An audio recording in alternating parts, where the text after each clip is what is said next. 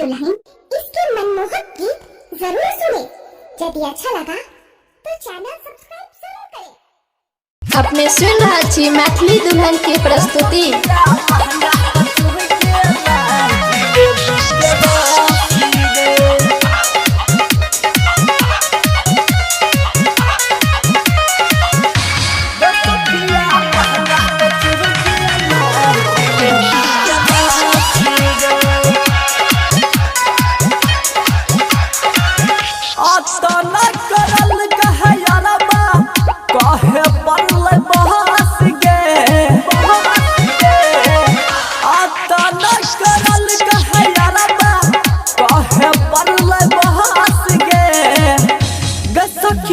लहंगा पचू गेला जिलेबी के रस गे गसखिया लहंगा पचू गेला जिलेबी के रस गे।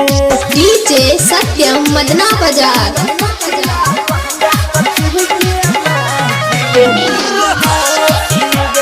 सपना स्टूडियो दिल्ली।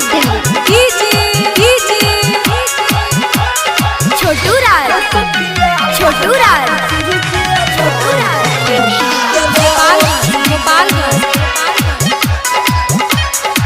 हाँ भतरा से ज्यादा मजा मिले रहा नैहर के यार गे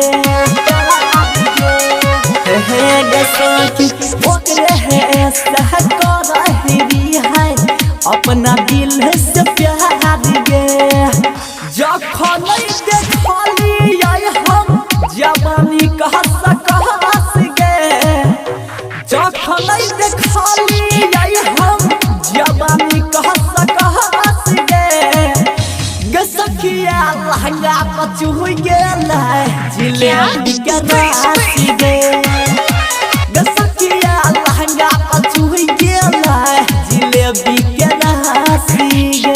सपना स्टूडियो दिल्ली।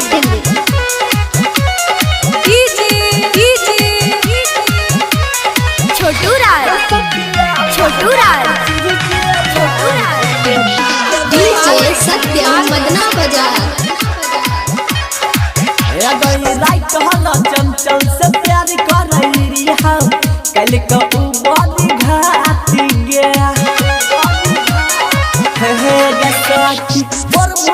हाथी से अब हम करबै साइट के खूब बहाती गया कि रिस्क लगे न देबै अब हम लहस गे कि रिस्क लगे न देबै अब हम लहस गे गसखिया लहंगा पचू गेला जिलेबी के रस गे गसखिया छोटू राज